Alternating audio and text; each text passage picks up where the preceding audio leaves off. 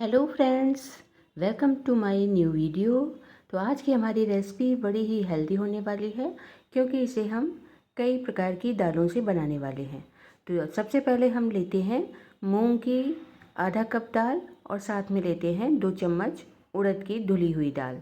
दोनों दालों को हम अच्छी तरह से 3 से 4 बार धो लेते हैं और फिर इसको हम सोख होने के लिए रख देते हैं। थोड़ा सा पानी डाल के इस तरह से इसको हम कवर करके और रात भर के लिए छोड़ देंगे।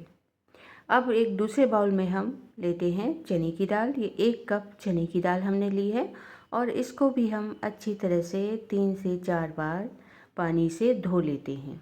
और धोने के बाद इसको भी हम पानी डाल के सोखने के लिए रख देंगे, साथ में ही पूरी रात के लिए।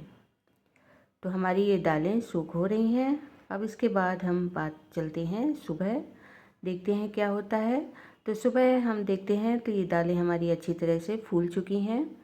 अब इनको हम फिर से एक बार धो लेते हैं और उसके बाद आगे की प्रोसेस हम करेंगे। तो ये दाल हमने अच्छे से धो ली है। अब इसको हम प्रेशर कुकर में डाल देते हैं। धुलने के बाद प्रेशर कुकर में डालें, मतलब ये जो चने की दाल है वो हम ऐड करेंगे। तो चने की दाल प्रेशर कुकर में ऐड करने के बाद हम 2 कच्चे आलू लेते हैं और इनको हम इस तरह से पीसेस में कट करके इसमें डाल देंगे। तो आलू हमारे कट चुके हैं। अब इसमें हम थोड़ा सा नमक डालेंगे और फिर प्रेशर कुकर को बंद करके इसे 2 सीटी आने तक हम पका लेते हैं। अब इसके बाद हम लेते हैं मूंग और उड़द की दाल जो हमने मिक्स करके भिगोई थी। उसको हम पानी निकाल के धुल के फिर से और इसको मिक्सी के जार में हम ऐड कर देंगे और उसके बाद हम इसको एक बारीक पेस्ट इसका बना लेंगे। पानी इसमें हम ज़्यादा ऐड नहीं करेंगे, बल्कि ऐड हमने तो नहीं किया बिल्कुल भी ऐड, बस ऐसे ही ये गाढ़ा सा पेस्ट इसका बन गया है। तो इसको हम साइड में रख देते हैं। अब देखते हैं कुकर ठंडा हो चुका है, गैस निकल चुकी है इसकी। अब इसमें जो दाल है उसको हम छान लेते हैं स्ट्रेनर की हेल्प से। इसका पानी अलग कर लेंगे, निथार के इसको हम ठंडा होने के लिए रख देंगे। तो आज की हमारी रेसिपी बड़ी ही अमेजिंग होने वाली है। बिल्कुल वीडियो छोड़कर मत जाइएगा, पूरा देखिएगा। अब एक परात में हम लेते हैं 1 कप चावल का आटा और साथ में लेंगे हम लगभग 3 कप गेहूं का आटा। इसी रेशियो में हम अगर आटे को रखते हैं तो हमारे पराठे बहुत ही क्रिस्पी बनेंगे। अब साथ में हम डाल देंगे थोड़ा सा नमक और नमक डाल के हम इस आटे को अच्छी तरह से मिक्स कर लेंगे। बहुत और कुछ भी हमें नहीं डालना है, बहुत कुछ ज़्यादा नहीं डालना है। बाकी सब चीज़ें तो हमने जो इसकी स्टफिंग हमने तैयार की है उसमें मिल ही चुकी हैं। तो बस इस तरह से हम इसको मिक्स करेंगे और पानी की हेल्प से हम इसका एक सॉफ्ट डो तैयार कर लेते हैं। तो आज की रेसिपी बड़ी ही अमेजिंग होने वाली है। तो आप कहीं भी वीडियो छोड़कर ना जाएं, पूरा वीडियो देखें और बताएं कि आपको मेरी रेसिपी कैसी लगी। अब देखिए हमारा जो डो है बिल्कुल बढ़िया सा तैयार हो गया है। अब इसको हम कवर करके साइड में रख देते हैं। अब जो हम स्टफिंग इसकी तैयार कर लेते हैं, तो जो दाल और आलू हमने उबाल के रखे थे उसको हम मैशर की हेल्प से मैश कर लेते हैं। अच्छी तरह से यहाँ पर हम इसको मिक्स कर लेंगे। देखिए अच्छे से मिक्स हो गया है, बस इतना ही रखना है। वैसे तो मिक्सी में भी पीस सकते थे लेकिन उसमें ज़्यादा पतला महीन हो जाता, तो इसलिए हमने इसको इसी तरह से पीसा है। अब यहाँ पर हम थोड़े से सूखे मसाले ऐड कर देते हैं। तो यहाँ पर हमने धनिया पाउडर लिया है, पिसी लाल मिर्च ली है, थोड़ी सी अमचूर ली है, नमक लिया है और साथ में हमने हींग ली है। हींग यहाँ पर ज़रूर से डालें क्योंकि वो जो चने की दाल है वो हमें नुकसान कर सकती है। साथ में हमने ली है थोड़ी सी अदरक, थोड़ी सी हरी मिर्च और लिया है धनिया। तो धनिया खूब सारा इसमें ऐड कर दें। अब इसको हमें अच्छी तरह से मिक्स करना है। अगर हम इसको मिक्सी में पीसते तो जो दाल के थोड़े थोड़े चंक्स इसमें रह जाते हैं वो उसमें नहीं रह पाते, वो एकदम बहुत ज़्यादा महीन हो जाता, फिर वो हमारे जो स्टफिंग होती है वो बढ़िया नहीं लगती खाने में। तो इसमें जो है दाल के थोड़े से चंक्स अलग अलग रहेंगे तो वो खाने में बहुत मज़े के लगते हैं। अब हम एक दूसरा बाउल लेते हैं और उसमें हम थोड़ा सा दही ऐड करते हैं। ये दही मैंने साथ में ही जमा दिया था, जब रात को दालें मैंने भिगोई थी उसी समय मैंने दही जमने के लिए भी रख दिया था। अब इसको हम फेंट लेते हैं और थोड़ा सा पानी भी ऐड कर देंगे क्योंकि बहुत दही तो गाढ़ा होता है, तो इसलिए हमने थोड़ा पानी डाल के इसको पतला कर लिया, लेकिन बहुत ज़्यादा पतला नहीं करना है।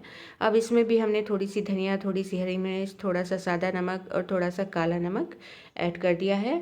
अब यहाँ पर हमने थोड़ी सी पिसी हुई काली मिर्च भी ऐड कर दी है और थोड़ा सा जीरा पाउडर ऐड कर दिया है। जीरा पाउडर मैं रायते में डालने के लिए अलग से पहले पीस के रख लेती हूँ, तो जब भी रायता या दही हमें लेना होता है तो उसमें ये जीरा पाउडर मैं ऐड कर देती हूँ। अब जो दाल हमने मिक्सी में पीस के रखी थी उसको हम फिर से एक बार फेंट लेते हैं और अच्छे से फेंटना है, और साथ में हम इसमें थोड़ी सी हींग ऐड कर देते हैं। जब हम अच्छे से फेंट लेते हैं तो देखिए अच्छा सा कलर इसका चेंज हो गया है और दाल भी एकदम फूली फूली अलग ही लग रही है। तो अब इसकी बहुत ही सॉफ्ट पकौड़ियाँ हम बना लेते हैं, क्योंकि दाल हमारी अच्छी तरह से फिट चुकी है तो इसलिए इसकी पकौड़ियाँ बड़ी ही सॉफ्ट बनेंगी, एकदम मुँह में घुलने वाली। अब छोटी छोटी सी पकौड़ियाँ हम इस थोड़े से तेल में हम बना लेते हैं, तल लेते हैं। तो ये चीज़ भी मतलब आप इंस्टेंट बनाकर खा सकते हैं और बड़ी ही टेस्टी लगती है, एकदम ताज़ा ताज़ा बना हुआ जब ये होता है नाश्ता हमारा। सब कुछ हम पहले से तैयारी करके इस तरह से इसको बना सकते हैं। अब एक बाउल में हमने थोड़ा सा गर्म पानी लिया है और उसमें हमने एक चुटकी नमक डाल दिया है, उसी में इन पकौड़ियों को हम डाल देंगे तो ये और ज़्यादा सॉफ्ट हो जाएंगी। और मतलब इंस्टेंटली ये तुरंत अगर हमें खाना है तो इस तरह से हम कर सकते हैं, लेकिन अगर आप सीधे भी डाल देंगे तो भी आप बना सकते हैं, लेकिन हमें तुरंत खाने के लिए हम इस तरह से डाल लेनी चाहिए। तो बहुत सॉफ्ट हमारा ये नाश्ता बन के तैयार होगा। ये दही बड़े या रायता जो भी है वो अच्छा सा हमारा बन के तैयार हो जाएगा। और इस तरह से अब हम आटे को एक लोई उसमें से ले लेते हैं और बनाते हैं हम बढ़िया सा अपना नाश्ता। तो जितना बड़ा हमें ये पराठा बनाना है उस हिसाब से हम आटा ले लेते हैं और उसको इस तरह से थोड़ा सा हम बेल लेंगे, बहुत ज़्यादा बड़ा नहीं करना है। चाहे तो आप हाथों की हेल्प से भी कर सकते हैं, लेकिन हमने इसको थोड़ा सा बेल लिया है बेलन की हेल्प से। अब इसमें हम स्टफिंग रख लेते हैं। तो मैंने यहाँ पर 1 चम्मच भर के रखी है और इस तरह से देखिए हम जैसे कि भरमा पराठे भरे जाते हैं, लोई बनाई जाती है, उसी तरह से इसको भी हम बना लेंगे। अंगूठी की हेल्प से स्टफिंग को अंदर करते जाएंगे और दूसरे हाथ की उंगलियों से हम इस लोई को बंद करते जाएंगे। अब इसको हम हाथों की हेल्प से थोड़ा बड़ा कर लेते हैं। अगर हम हाथों की हेल्प से थोड़ा बड़ा कर लेंगे तो जो हमारा पराठा है वो फटेगा नहीं, और जो दाल है अंदर जो स्टफिंग हमने भरी है वो पूरे पराठे में फैल जाएगी, एक तरह से हो जाएगी। अब यहाँ पर हम थोड़ा सा सूखा आटा डाल के इसको बेलन की हेल्प से हम बेल लेते हैं। तो बहुत ज़्यादा पतला हमें ये पराठा नहीं बनाना है। भरमा पराठे जो भी होते हैं वो थोड़े से मोटे ही रहते हैं, तो हमें थोड़ा सा मोटा हमें ये पराठा बना लेना है। ये जो हमने इसमें चावल का आटा डाला है तो उसकी वजह से हमारा पराठा बड़ा ही क्रिस्पी होने वाला है। तो आप भी जब भी ये दाल का पराठा बनाएं तो चावल का आटा इसमें ज़रूर से डाल लें, इससे हमारा पराठा बहुत ही मज़े का बनेगा। अगर चावल का आटा ना हो आपके पास तो आप बेसन भी ऐड कर सकते हैं। तो हमने ये सादा वाला तवा लिया है तो इसलिए हमने इसको पहले से थोड़ा सा ग्रीस कर लिया था तेल लगा के। अब इस तरह से हम उलट पुलट के इसको सेंक लेते हैं। दूसरी तरफ भी पलट के हम इसमें तेल लगा देंगे। अब एकदम मीडियम फ्लेम पर हमें इसको सेकना है। बहुत हाई फ्लेम रखेंगे तो हमारा पराठा जल सकता है या चिपक भी सकता है, तो इसलिए मीडियम फ्लेम पे हमें आराम से इसको सेकना है। इसी तरह से हम सारे पराठे बना भी लेंगे। तो ये जो पराठा है वो हमारा प्रोटीन और विटामिन से भरपूर है, और बच्चे तो घर में पराठा जल्दी खाते नहीं हैं, तो इसलिए मैंने इस तरह से दालों का यूज़ मैं पराठे या कचौड़ी वगैरह में भर के कर लेती हूँ। तो बच्चे मज़े में खा भी लेते हैं और उन्हें भी पूरा पोषण मिल जाता है। तो इस तरह से आप, अगर आपके घर में भी बच्चे दाल वाल ज़्यादा नहीं खाते हैं तो आप इस तरह से पराठा बना सकते हैं दाल का, तो उन्हें पसंद भी आएगा, मज़े में खाएंगे भी और उन्हें भी पूरा प्रोटीन मिल जाएगा। तो देखिए पराठा हमने उलट पुलट के सेंक लिया, बढ़िया करारा पराठा हमारा सेक कर तैयार है। तो इसी तरह से आप बनाएंगे तो आपका पराठा भी बहुत ही क्रिस्पी, बहुत ही मज़ेदार सा बनेगा। तो इस तरह से आप पराठा ज़रूर से बनाइएगा। अब इसी तरह से हम बाकी के पराठे भी इसी तवे पर सेंक लेते हैं। तो पराठा सेंकने के बाद अब बारी आती है इसको सर्व करने की। तो यहाँ पर हमने जो रायता बना कर रखा था वो ले लेते हैं और ले लेते हैं हम हरे धनिया और टमाटर की चटनी। इसको भी मैंने पीस लिया था साथ में ही, दाल जब पीसी थी उसके बाद। अब यहाँ पर हम गर्मा गर्म कुरकुरे बढ़िया से करारे से क्रिस्पी से पराठे सर्व करते हैं। तो आप भी इस तरह से बनाएं और खाएं, बच्चों को तो बहुत पसंद आने वाले हैं।